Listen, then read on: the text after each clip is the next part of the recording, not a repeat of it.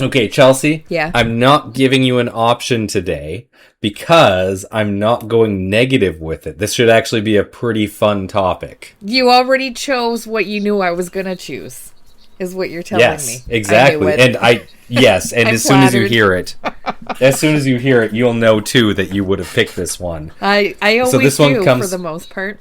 Okay, tell us. This one comes from... Where's it come from? USA Today, written by Eric Lagata, March 11th, 2026. Article title: SETI thinks it could have missed calls from aliens. Here's why. Were we screening? We might have been. I'm getting ahead of myself. We need to listen to the article. we had that thing on where like you had to like do a 2-factor authentication to get through. Yeah, and they weren't smart enough. Okay, that sucks for them. I just don't think they cared enough. Oh, that's true. Like if it's like you're trying to set up a first date, are you really going to put in that much more effort if you don't even know if they're not catfishing you? And we are catfishing them. It's true. It's like one of those, I didn't really want to talk to him anyway. This is too much work. Yeah. Okay. Mm-hmm. I get it. That's the article, right? We can just end the meeting. Yeah, sorry, that was actually that banter. It seemed like banter, but it was actually just us reading the script. For decades, humanity has scoured the cosmos for any sign that we aren't alone in the universe. NASA spacecrafts, like the twin Voyager probes, launched in the 1970s bearing the iconic Golden Record. Exoplanet hunting missions and ground telescopes here on Earth have searched far and wide for any indications that extraterrestrials are out there. The only answer they've gotten in return? Radio silence. But now, researchers at the SETI Institute are wondering if the reason first contact is yet to be made with alien life is because we simply aren't getting their messages. I hope they're not saying we need to set up like a Earth-sized voicemail, because who's going to check that? It's not going to be not me. No.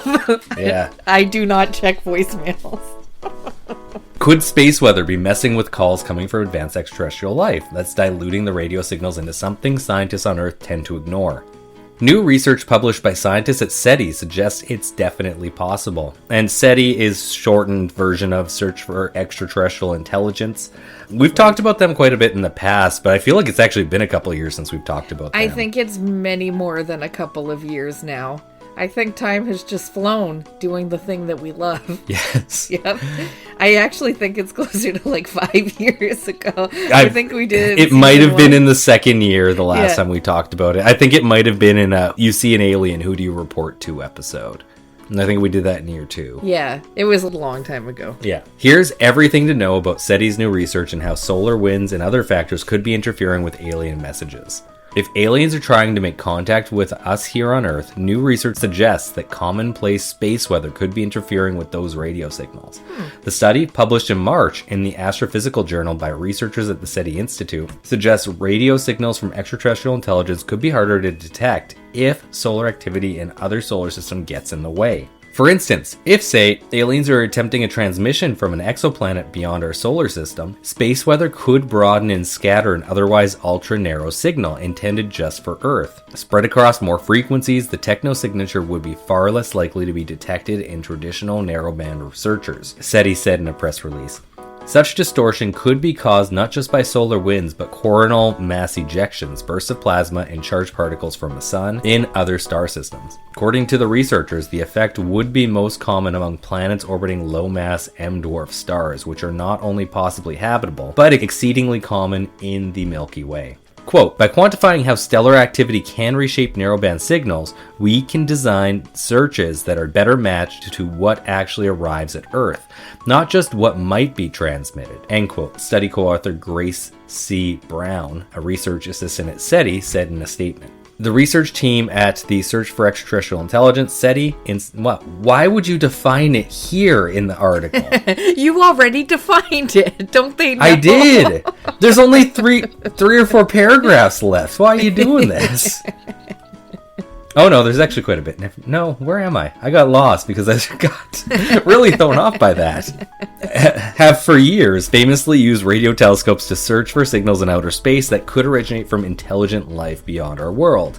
In September 2024, SETI took their work beyond our Milky Way galaxy, beginning the complex task of searching for signs of advanced extraterrestrial civilizations in other galaxies. Using the Murchison Wide Field Array, MWA, In Western Australia, researchers began to hunt for extragalactic civilizations in more than 2,880 galaxies, which SETI hailed as the first attempt to search for signs of alien technology in galaxies beyond our own. SETI's work remains ongoing to also search for signs of alien technology in the TRAPPIST-1 star system, home to several terrestrial planets similar to Earth.